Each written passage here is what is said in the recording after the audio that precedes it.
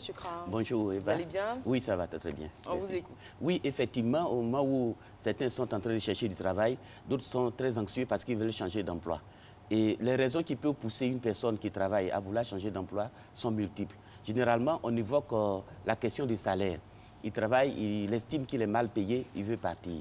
D'autres aussi veulent changer parce que finalement, ils n'arrivent plus à s'exprimer. Ils sont tellement créatifs, ils sont tellement bien formés que finalement, le poste qu'ils ont est devenu un poste un peu trop petit pour eux. Et finalement, ils veulent changer. D'autres aussi, ils sont en conflit permanent avec leur employeur, de sorte qu'ils ne peuvent plus rester dans l'entreprise. D'autres veulent des responsabilités plus grandes. En fait, les raisons pour changer d'emploi sont nombreuses. D'autres veulent faire des études, donc ils changent. Mais le fait de vouloir changer ne veut pas dire qu'il faut fuir l'entreprise. Il faut trouver la manière de partir. Alors, parce que l'emploi que vous avez, que vous voulez quitter, vous donne un salaire, vous donne de la considération.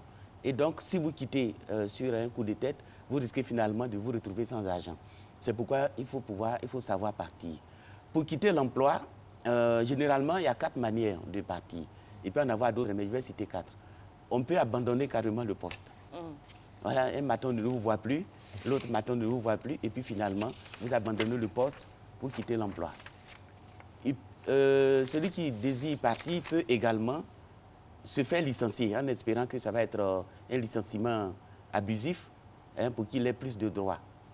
Je ne crois pas que ce soit la bonne manière parce que si vous vous faites licencier, ça peut être sur faute lourde et finalement vous perdez tout. Et puis en plus, si vous partez sur fond de conflit avec votre employeur, vous risquez de vous retrouver plus tard dans des milieux et ça peut être gênant. D'ailleurs, lorsque votre nouvel employeur va vouloir vous recruter, ils s'informeront toujours sur vous à partir de votre ancien employeur. Donc, il n'est pas question de créer des difficultés avant de partir. D'autres aussi choisissent de démissionner, carrément. Ils écrivent une lettre de démission et puis ils partent. Bon, ça encore, ce n'est pas très conseillé parce que là, vous perdez vos droits. Quand vous démissionnez, vous abandonnez, vous perdez vos droits. D'autres aussi choisissent, et c'est ce qui est conseillé, de négocier avec son employeur. C'est possible parce que vous avez signé un contrat avec l'employeur et vous ne voulez plus exécuter ce contrat.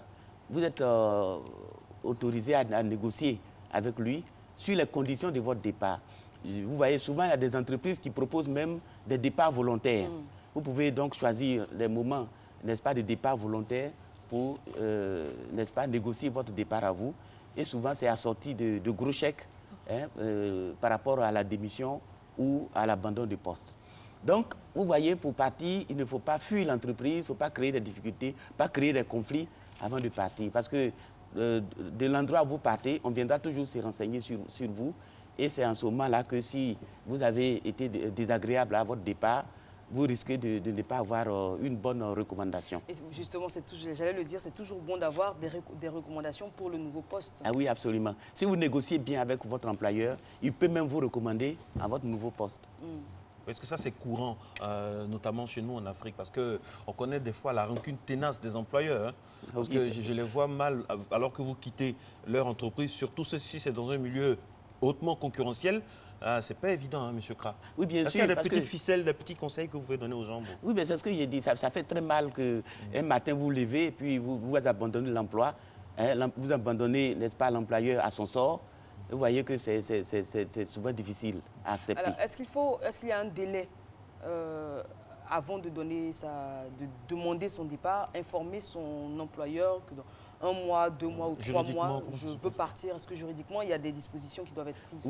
Oui, bien sûr, puisque nous sommes dans le cadre d'un contrat de travail. Mais j'avoue que sincèrement, je ne suis pas juriste de travail. Je ne voudrais pas aller sur un terrain que je ne maîtrise pas. Il vaut mieux poser la question à un juriste qui va vraiment répondre. Mais ce que je peux dire, donner comme conseil, il ne s'agit pas de fuir l'entreprise ou alors parce que vous voulez partir, alors créer des conflits. Je pense qu'il faut pouvoir approcher l'employeur, négocier votre départ, lui accorder un préavis, je pense, pour un cadre, ça peut être 3 mois. Vous accordez un préavis, le temps qu'il trouve quelqu'un pour vous remplacer. Mais si vous ne faites pas attention, vous allez être candidat à votre propre succession. Parce que pour trouver du travail, c'est difficile. Alors quand vous n'en trouverez pas, vous allez revenir pour renégocier le même poste. Alors donc, pour récapituler, abandon de poste, licenciement, démission, négociation avec l'employeur, le dénominateur commun, en tout cas, ce que vous recommandez, vous, c'est la négociation. Bien sûr, parce que vous n'êtes pas en conflit, vous voulez justement quitter l'entreprise pour améliorer votre condition de travail. Absolument.